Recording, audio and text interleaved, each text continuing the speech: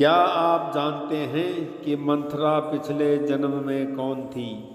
अयोध्या वासियों को जब पता चला कि उनके प्राण प्रिय राजकुमार राम का राज्याभिषेक होने की बजाय उन्हें 14 वर्ष के वनवास के लिए भेजा जा रहा है और इन सब के पीछे कैकेयी की दासी मंथरा का हाथ है, तो वे सब मंथरा पर कुपित हो गए और उन कुपित अयोध्या वासियों ने श्री लोमस जी से पूछा, प्रभु, इस मंथरा का ही राम से विरोध क्यों है, जबकि पशु पक्षी जड़ चेतन वृक्ष आदि तक हमारे राम के प्रेमी हैं।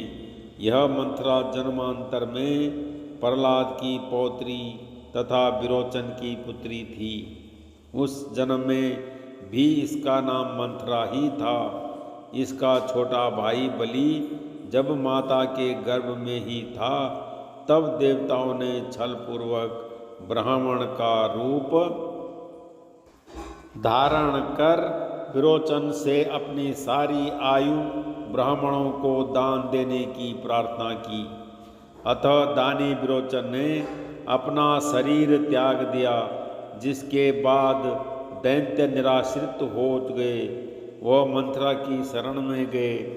मंथरा ने उनको रक्षा का आश्वासन दिया, जिससे प्रोत्साहित होकर शंभर, मय, बाण आदि दैत्य युद्ध के लिए निकले, पर वे देवताओं से हार गए।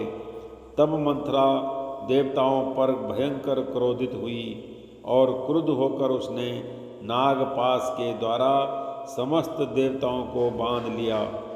नारद जी ने देवताओं के ऊपर आई इस विपत्ति को वैकुंठ स्थित भगवान नारायण के समस्त निवेदित की।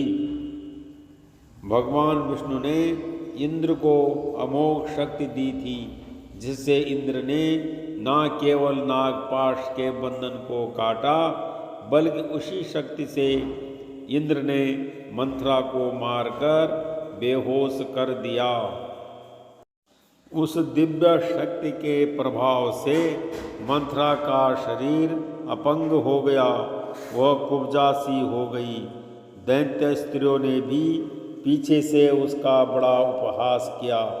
मृत्यु के बाद अगले जन्म में वह उसी रूप में कश्मीर क्षेत्र में उत्पन्न हुई और भगवान विष्णु से प्रतिशोध लेने के लिए कैकेयी की दासी बनकर उसने राम राज्य की स्थापना में विघ्न डाला, जिसकी वजह से वह सारे संसार में अपयश की भागी हुई। उसका ही भगवान ने अपयश मिलने के कारण कृष्ण अवतार के समय उद्धार किया।